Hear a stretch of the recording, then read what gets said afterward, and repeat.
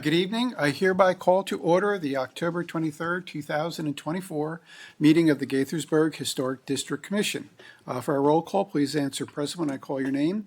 Community Planning Manager Greg Mann. Present. Preservation Planner Kate San Gregorio. Present.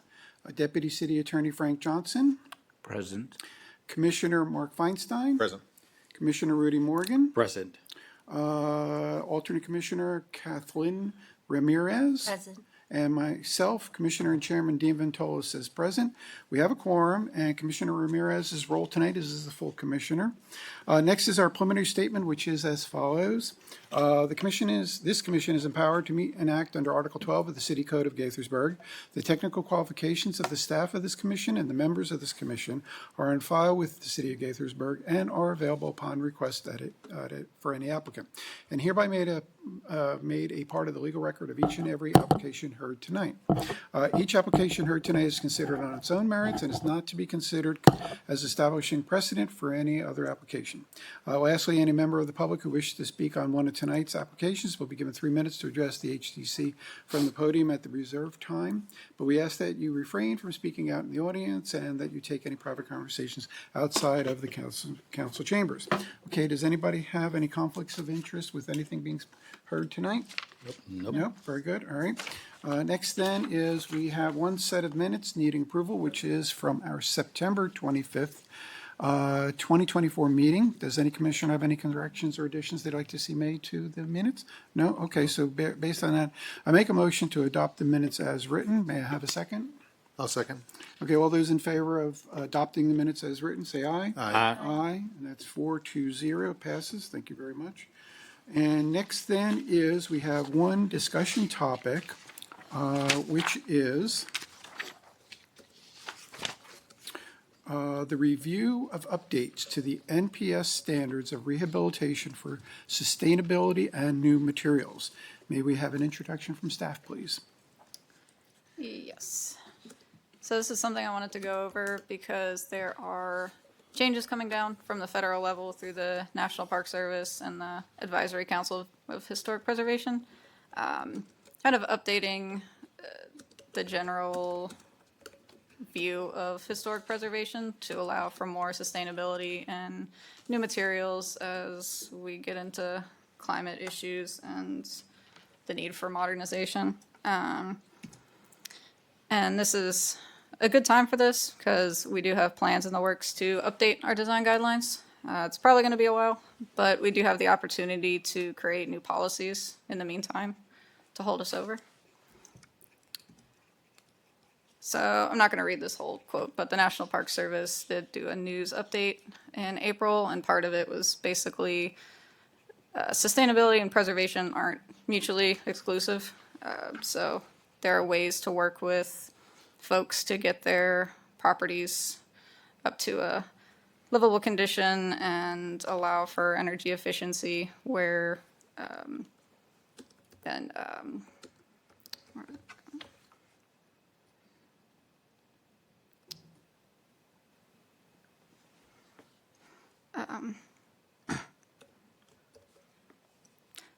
sorry. And the Advisory Council on Historic Preservation put out a policy statement in June of 2003. Part of it is that public serving institutions should develop sensitive and creative solutions to help communities accept and contend with the reality that many historic properties will have to be altered if they are to survive climate change, and many others inevitably will be lost to climate impacts. The National Park Service 2025 work plan includes adding guidance on newer materials, and the Advisory Council for Historic Preservation has submitted a policy comment that, if approved, will allow more flexibility for climate adaptation.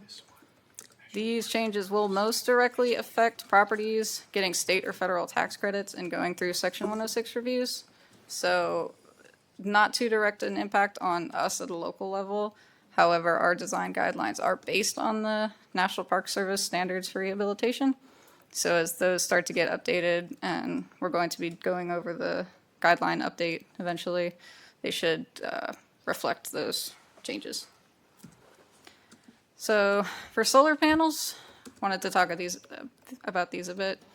The Brooks Russell Walker design guidelines say solar panels that are permitted on roof surfaces or in yards not visible from a public way. Placement on building facades is discouraged because of potential damage to the original historic fabric. So if you can't see the solar panels, they're good, basically, is the way this is interpreted. But if you can see them, placement on the facades is discouraged. And the Secretary of the Interior Standards for Rehabilitation say that installing mechanical equipment, including solar panels, when required for a new use, so that they are inconspicuous on the site and from the public right-of-way, and do not damage or obscure character-defining historic features, are appropriate. So, kind of on the same wavelength there. But interpreting the Secretary of the Interior Standards, number 52 goes into a lot more detail about cases where solar panels are appropriate. And some of the general considerations are you should keep the location as minimally visible as possible. Do not damage historic fabric. Consider installation on a new addition or outbuilding. Flush-mounted panels have less visual impacts. Position solar panels horizontally, and solar hot water systems require fewer panels than photovoltaic systems, which I'm not super familiar with, but it is something that they take time to mention. I'm going to go through some examples that I have from Petersburg, Virginia, my last locality where I worked.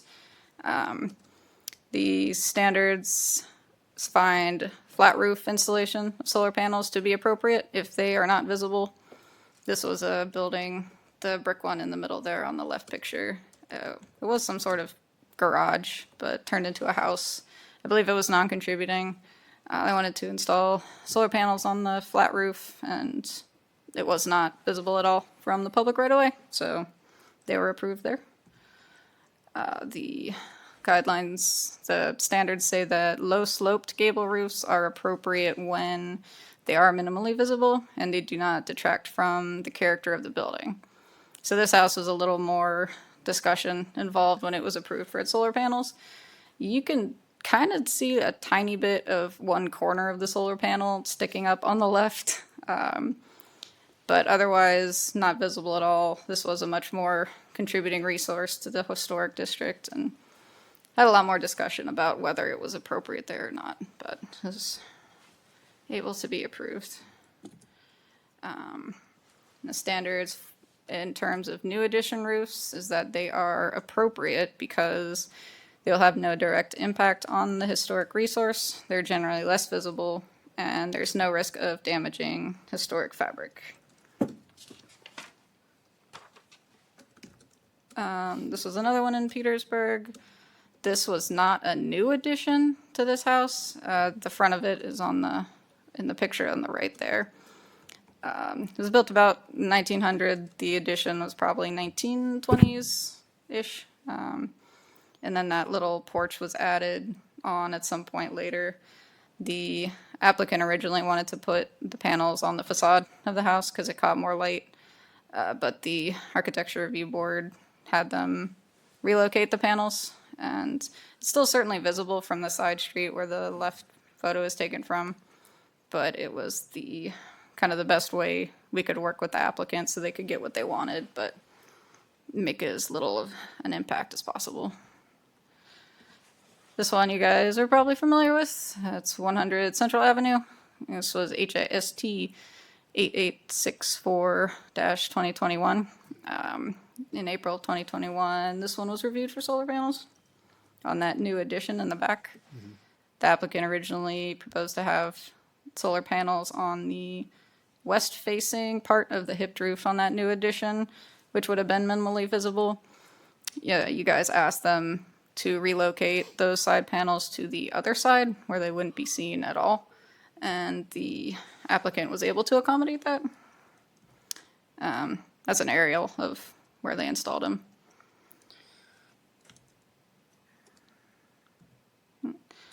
And then we get new technology coming out every day. this on the left is a Tesla solar roof, which I had never heard of until recently. Probably not going to work here a lot of times, but it's just something to note that pretty much every day something new is coming out. And for substitute materials,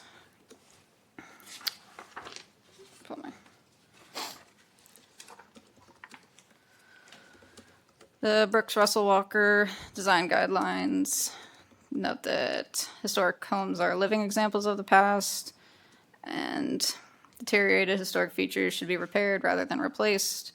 Where the severity of deterioration requires replacement of a distinctive feature, the new feature shall match the old in design, texture, and other visual qualities, and where possible, materials. Replacement of missing features shall be substantiated by documentary, physical, or pictorial evidence. And if a material is developed in the future that can provide an appearance that is historic, it must be used on a case-by-case basis. The Secretary of the Interior standards for rehabilitation on substitute materials say deteriorated historic features will be repaired rather than replaced. Where the severity of deterioration requires replacement of distinctive feature, the new feature will match the old in design, color, texture, and where possible, materials. Replacement of missing features will be substantiated by documentary and physical evidence. So it's basically word for word. But the Secretary of the Interior standards do go into more detail in Preservation Brief number 16 to elaborate on that, which I think is important because our design guidelines don't really elaborate too much past that point. And so some things to consider for replacement materials is the condition of the existing historic material, the feasibility of an in-kind replacement, if the element to be replaced is character defining, does the new material match visually and have the same physical characteristics as the old material, know how the new material will perform over time and react to older materials that surround it, and the change should be documented. This is one that came up just a couple months ago. The homeowner had this damaged asbestos siding and requested to replace it with weather-side fiber cement siding, and it was approved, which I think was a good decision because obviously you can't really get asbestos anymore. So I did have some concerns about whether it would seamlessly fit in or not, but this one is a progress photo of right after it was installed. It's probably hard to see, but there's that gray line kind of at the bottom there with the new tiles. But then I took this just a couple of days ago, and they've been painted and cut to match the surrounding tiles, and can't tell the difference. So I think that is definitely a case where the replacement substitute material was a good decision. And we also looked at this Trex composite decking material last month. A lot more, or considerably more limited use for this kind of thing, but it's another example of what's out there. I've got some examples from Petersburg as well. Kind of preface this by saying situation between here and Petersburg is a lot different.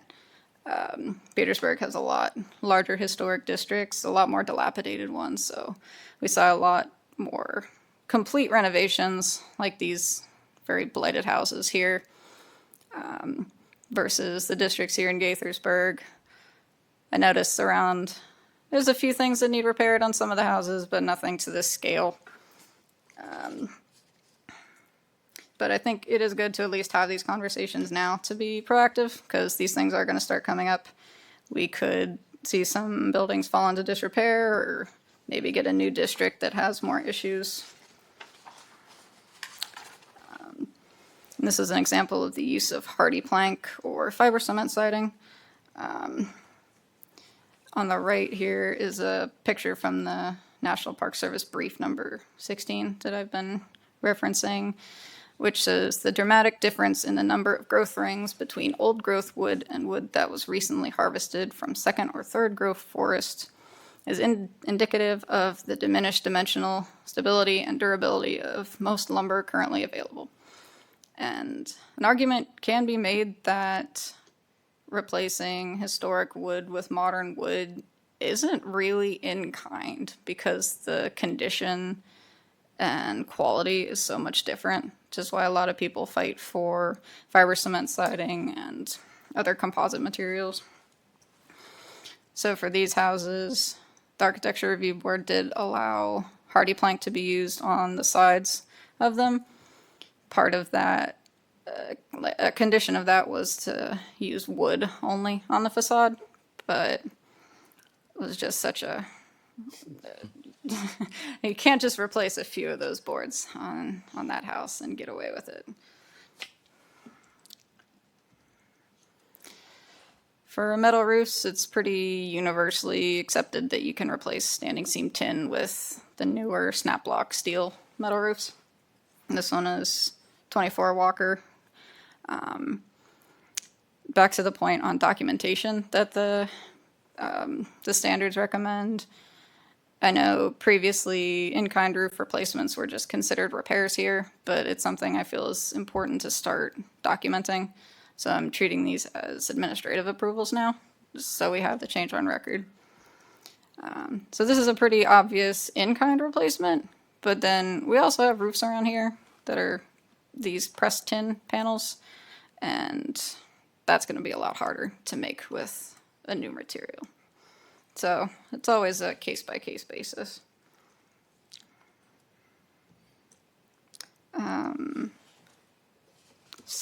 Faux slate is usually a plasticky kind of material, but it's generally you're not going to be able to tell the difference unless you're really looking at it, like me. I just noticed earlier today that City Hall has a faux slate roof, and it looks pretty good. This is another one in Petersburg. The angle's kind of awkward, but that was the new slate roof after it was put on. Or the new faux slate, I'm sorry.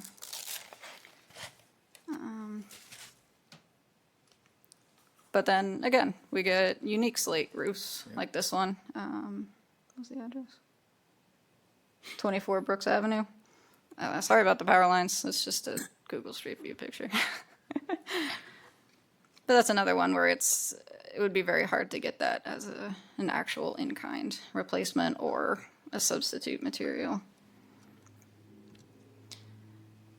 There's a couple other things I saw recently approved in my tenure in Petersburg that I hadn't seen actually used yet. There's this LP Smart Siding, which is a wood and resin composite, as opposed to hardy plank that's fiber and cement siding.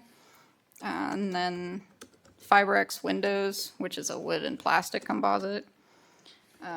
Windows are kind of a big deal. Real wooden windows are really hard to get and can be very expensive. I know looking in the records, I saw some requests previously to the HDC here for the use of vinyl windows. And while that's certainly almost never a good thing, it's good to have options for folks if they can't get wood or if it's cost prohibitive. Is there going to be a question and answer time? Yeah, yeah, that's about it. So all that to say, we'll probably be seeing a policy update brought forward in the near future on some of this, at least the sustainability side. Probably not so much materials, but that will be something to elaborate on when the guidelines do get updated. So. Okay, thank you. For the record, I want to note that Commissioner LaFrance has joined us, and she saw this presentation almost in its entirety. So for questions, I'll call your name. Please state your thoughts and questions. Commissioner Feinstein, you're up first. Yeah, I'm very curious about the new materials and how that, I mean, we've typically looked at it from a standpoint of if it's being utilized in the same capacity that it's been previously utilized as the original material, then, and it resembles the original material, then we've found it acceptable. Similar, like the fiber cement we've approved on multiple occasions. But fake slate, I've always had issues with that in certain locations. We've tried to, I think we've not approved it in other times it's come before us in the past. And I don't know if they've gotten better with the material than they previously have, but I haven't seen one that I think looks really good yet. It always looks kind of plasticky in my opinion.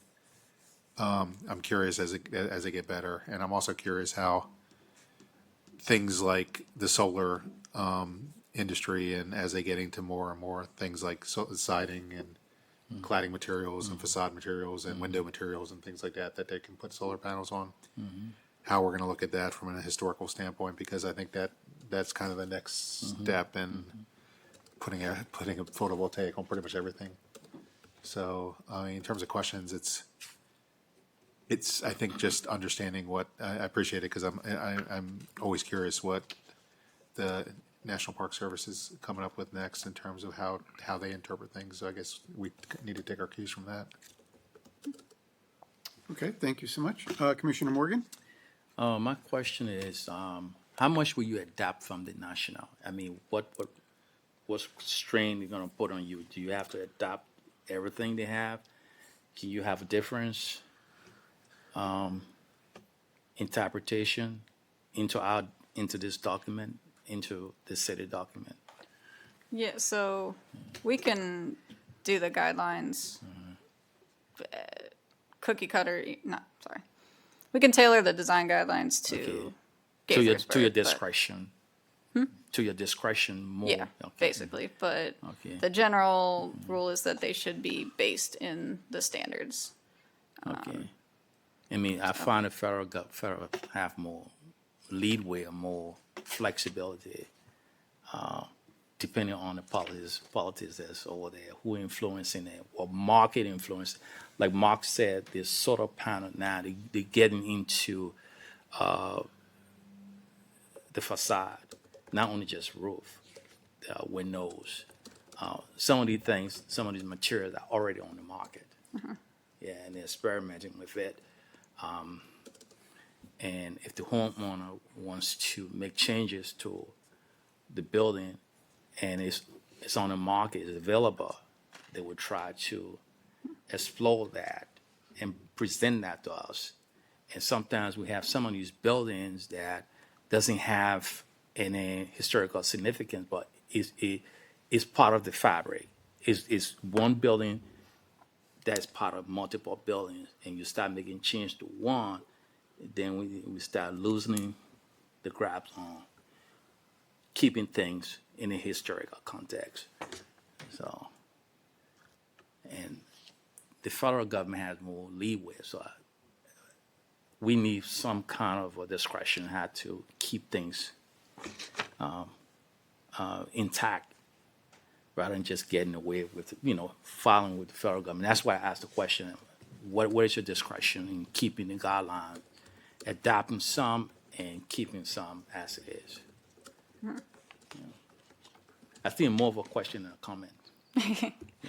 Yeah, I think it is important that our guidelines should be expanded upon, though. Okay. They're quite brief. I think they should go into more specific detail on some of these materials and solar panels, for example, if we make decision on policy for those. But yeah, we can tailor our guidelines as we see fit, Okay. based on the Secretary of the Interior standards. Yeah, I don't believe we've updated our design guidelines since they originally were written with the designations of the districts we have today. So it's probably well overdue to have a refresh and look them over. If you remember when we did the master plan update for the historic preservation element recently as well, we did add in an element in there about sustainability. So it is definitely something that's on our forethought, right, that we need to start thinking about and trying to find a way to address in our districts. Our guidelines really don't cover it really well at times. And I'm not saying we need to put solar panels on the side of houses, right, in the district, but we, as a community, we do need to start thinking about sustainability and how we adapt and how do we look at our districts find ways to allow sustainability through our process. I said, we don't have the answers today, and that today's discussion wasn't meant to say we have to do this, but we did want to kind of give you an update on, where the federal government is thinking and where they're going with stuff. And then we'll come back in the future, like Kate said, with the update to the design guidelines or just maybe a policy, that we run through the HDC for agreement on how you want as a commission want to handle, let's say, solar panels in the future until we can actually get it adopted through the design guideline updates. Anything further? Yeah, I have one more. I don't know if this is new or not, but if you have solar panel or you have a mechanical equipment on the roof, one of the suggestions is to build a separate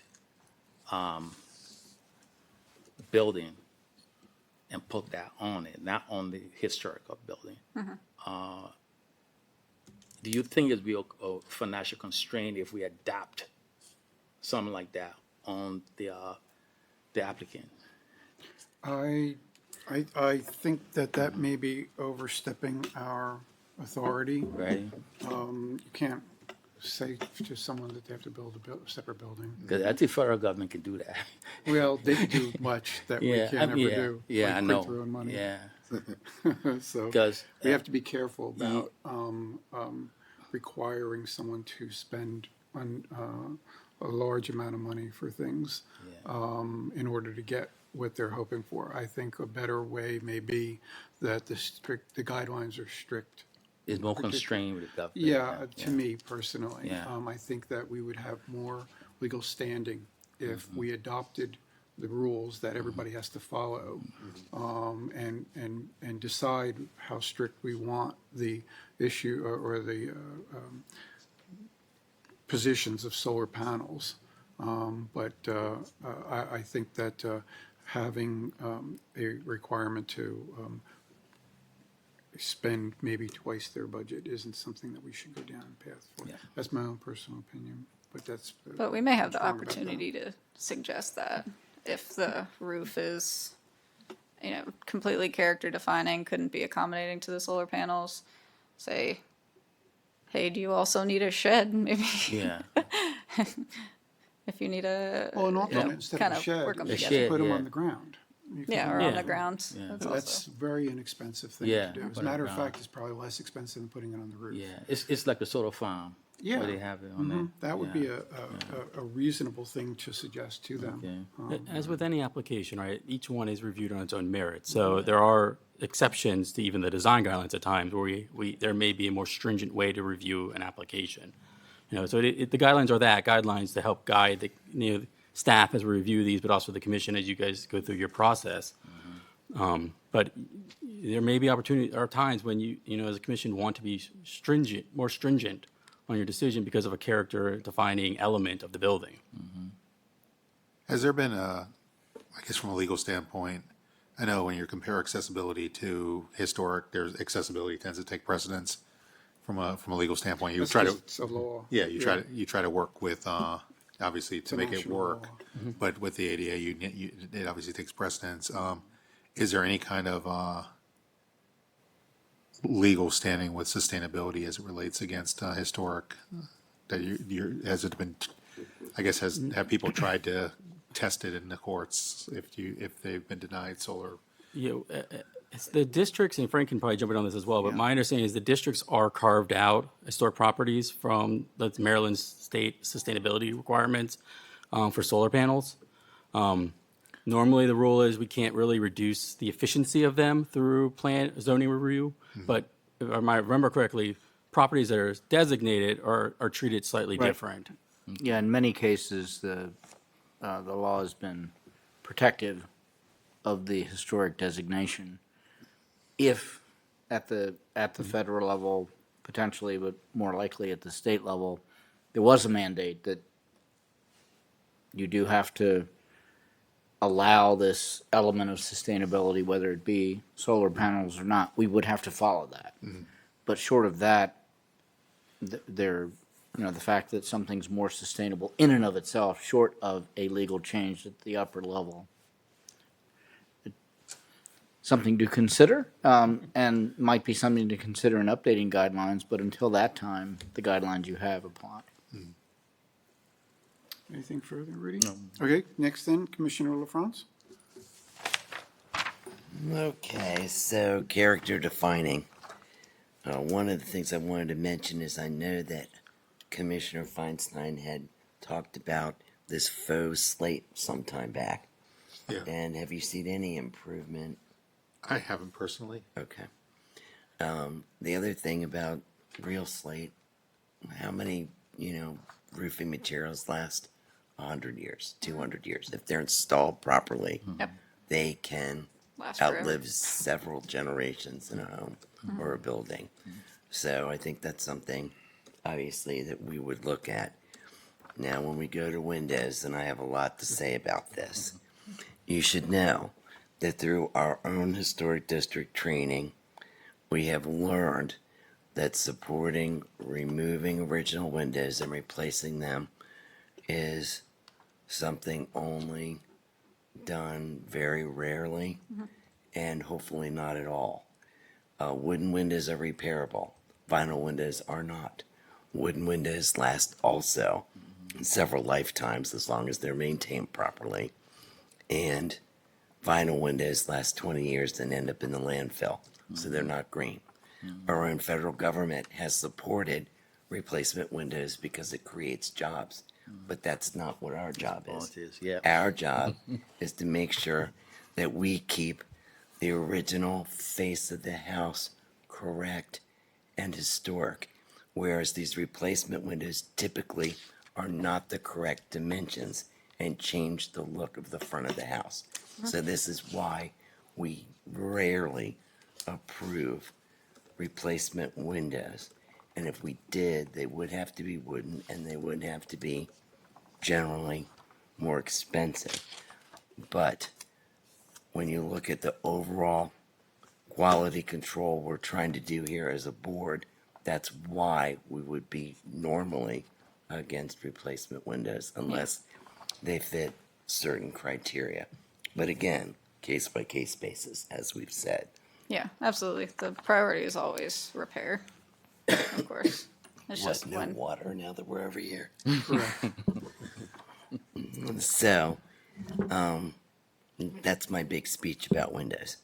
Next, wood versus Trex. One of the things that, and I don't know if the customer is told by the manufacturer or not, Trex can get extremely hot in the bright sun and can burn your skin if you're out there in bare feet. That's a big difference. And people that say young children should know this. So in case anybody's listening, be careful. Two, the appearance of wood, the depth, the texture, real wood versus Trex is completely different. And you can tell when you're coming up onto a wraparound porch if you're looking at Trex or you're looking at original wood. So in the case of last week's meeting, which I watched, I understand it was at the rear of the building. But again, case by case basis, depending on where it's located, if it's visual from the street, and that kind of a thing. Yes, it is more maintenance, but we have to be careful that we don't get stuck in the next hot trend of material just because it's hot and being talked about a lot. Because sustainability comes with materials that last. So, let's see, what other lecture do I? And the tax credits are a good thing, but I think we should be supporting the regular maintenance of historic structures so that people can have the time they need and the opportunities to maintain what they have and hopefully keep the original materials as long as possible. And that's all I have. Thank you. Okay, Commissioner Ramirez? I had a question about the design guidelines, whether there's any public buy-in or opinions that will be considered before that's done, or is that something that we as a commission just decide on? Yeah, I believe there'd be a There'll be, public process for we it. would definitely run them through the public process. We would include, obviously, the HCC in that discussion as well, and multiple meetings, I would envision. They are ultimately, though, adopted by the mayor and city council because they do carry the weight of law. So those design guidelines would have to go through the mayor and city council's process as well, which would be a public process on top of that You for said those the adoptions. mayor's Mayor and city council, yeah. Mayor Mayor and and council. city council. Yeah. Okay. But yeah, we would definitely want to ensure we were open and transparent with our community. I would, again, we haven't figured out a game plan yet, right, of how we're going to tackle this. This is something that is definitely something we want to look at. I don't have a timeline. It's something Kate and I have been talking since, 6 months ago when Kate joined us. It's one of the first things I told her is like, our design guidelines need an update. We need to look at that at some point. Yeah, But before Kate we is can- one person, so at times I have to help her prioritize where we're going to put our efforts at. So. Before that, I'm also hoping to get an update to our surveys of our historic districts, because those are also sorely out of date. And that'll help guide the new guidelines, because some of the buildings that are currently considered non-contributing might not be contributing. So that's something that the new guidelines should reflect when those are done as well. So it'll be a minute, but we're trying to work through the process. And tonight's, again, like I said, tonight really was to start the thought process with the commission. Like I said, at the National Park Service level, they are rethinking historic preservation. That's happening now. And I think as a commission, we need to start rethinking it as well, based off where the National Park Service is going with things. And again, as you were talking, Commissioner LaFrance, I did pull up their website, and they do talk about substituted materials. And you're correct. They do talk about matching materials is always preferred. But it does go on and say the standards purposely allow for the use of substitute materials when the use of original materials is not reasonably possible, such as consideration of economic and technical feasibility. And I think sometimes that's something we just got to make sure we are including, because our design guidelines don't really cover that from my recollection at times. And again, that's where the slate, again, I haven't seen the faux slate, so I can't really speak on how great it always looks.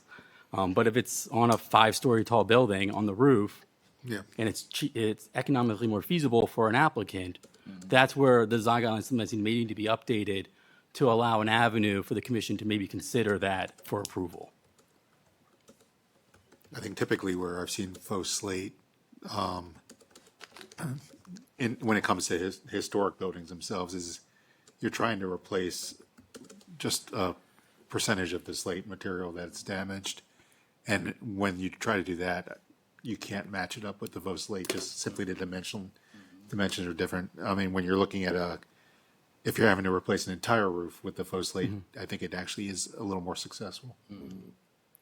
And I think we should start thinking about secondary materials as well, that maybe not be as architecturally significant to the building. And maybe in those scenarios, an alternative material may be appropriate. And again, our guidelines don't really go into that level of minutia or detail. They just kind of say, yeah, you should use the same material. So again, it's just time for a refresh, a relook at our design guidelines. And like I said, tonight's discussion really was just to kind of get that ball starting to roll as you guys start thinking about things. May I? I think I feel similar to what our chair Dean had just said about approaching most things with the stricter guideline in mind, and then treating each application individually, because my fear is if we soften it too much, then we will destroy the history we're trying to protect. That's very understandable, and I would agree with you. And there may be ways to write the design guidelines in a way that allows flexibility on a case-by-case basis where it's maybe appropriate, and stricter interpretation on other applications. Because we have approved alternative materials before.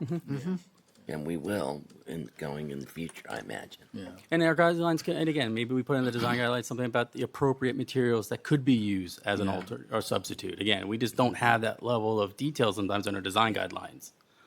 So, Very good. Thank you. Is there anything further? I was just wondering about these Fibrex windows, which is the wood and plastic composite. Was that what you were referring to as well, Mary Jo? I am, yes. Okay. We still don't know, frankly, how long those windows are going to last. We do know that the windows that they're being replaced with lasted 100 or 200 years. That we know. And so some of the newer materials haven't been on the market long enough to prove their longevity. Okay. Yeah, and especially in the case of windows, repair would always be preferable over replacement, because sometimes you can repair a window and it ends up being cheaper than the vinyl window, and people just see some chipping paint and think it's terrible. I need a new one. Exactly. So that's something that folks sometimes need explained to them. But in the rare case where a window is so horribly deteriorated that it does need replaced, which again, I don't think we're going to run into a lot here. Yeah. That's something I saw a lot in Petersburg. But it's good to have options for people because Some Ma- people's window- windows are painted shut, for instance, right, and all they need to do is scrape it. Scrape yeah, it, no, I yeah. get. Yeah. so all You of don't need a sudden, whole oh new my window. gosh, Yeah. I'm painted in my house. You know. So we just need to educate the public as public servants. Yeah. Also for those cases. Yeah. Nothing further. Okay, very Thank good. you. Next and last, my thoughts are for the solar panels. The idea that the National Park Service is saying initially to be placed not invisible from a public way, to me is a great idea. But when they add then that it should be discouraged, takes away any of its power. So I think that it's like, you shouldn't do that. Give and It's take, like, yeah. okay, but they do it if it's allowed. So I would think, I'm hoping that if when we're creating the update, that we decide one way or the other if they should be allowed on a public way or not. I am extremely against them because they are visually unappealing to the historic nature of the building and the area. They look terrible. On top of that, they do wreck the roof. When you go and put the panels on, they say that you have to make sure that you replace the roof in advance because it's not going to be changed. Once you take those panels down, you essentially have holes throughout the entire roof. So it winds up destroying what's there. So I'd like to see that it is decided upon, perhaps by ourselves, that it is not allowed to be seen from the public way, which I think any other place for the rear elevation or the sides that are not seen from the public way, I think would be just fine. I know that some of the frontages do face south, of course, therefore it's very efficient, but I think an alternate suggestion or an alternate decision would be to have them put them in the backyard on the ground facing south. Next then is the idea of sustainability, creating or allowing new materials to be on these historic buildings. I'm not a big fan of doing that, primarily because essentially we were going to allow them to remove historic materials and replace them with contemporary. But the key here is that any of these historic materials that are taken off generally go into the landfill, which is the absolute opposite thing of sustainability. And I credit you for that, bringing that issue up time and time again in the last decade or so that we've been doing it. You get all the credit for that, but it is true. The last thing that you do to make sure the environment is sustainable is filling landfills with the buildings that are there. It's never a good thing. And then the last thing is the composite windows, composite wood windows. The biggest concern I have about those is I think the material itself, particularly if it's painted, probably is undetectable from the street, even maybe up close, but the profiles are nothing like a real window. was trying to That say, is, the window itself on the house, it's probably impossible for one manufacturer to have different versions of their windows, the profiles that would match every single house that may be in our district. So essentially, by doing those, you're going to not match the existing house design or windows design. But more critical than that is generally they rarely even make an attempt to put fluting and layering in on these windows. They're usually very boxy. They look more like the vinyl window design than they do the wood design. So that's my biggest concern. The material itself is not a problem for me because generally wood windows are generally always painted and painted composite material is, to me, hard to tell that it's not real. So that's it for me. So, but let's do a Commissioner's Open Forum. That is, throw any of your thoughts in on this that you guys haven't already done before we go to the next, which is essentially going near adjournment. Everybody said their piece. Okay, very so, good. yeah. Okay, very good. Then next then is anything from the commissioners. Mark, I have nothing. Rudy, Nothing. Thank you. Okay, Mary Jo, No, thank you. and Kathleen, Nothing. and I say nothing as well. Okay, anything from staff? Greg? Just that I appreciate your comments tonight and the opportunity to kind of have this dialogue with the commission. I think it's important that we have these conversations. Kate and I will go back, we'll regroup. We'll probably come back to you again in the near future with another kind of discussion point based off what we heard tonight. But I do appreciate your thoughts and your comments tonight, so thank you. Thank you very much. Kate? Ditto. Ditto, that's a very good one. Frank? I'll join in as well. And obviously, nothing's being imposed. If there were changes to any guidelines, not only is there a public process, but your recommendation would also be very important as well, so. Thank you very much. All right. Nothing further from anyone. We are hereby adjourned.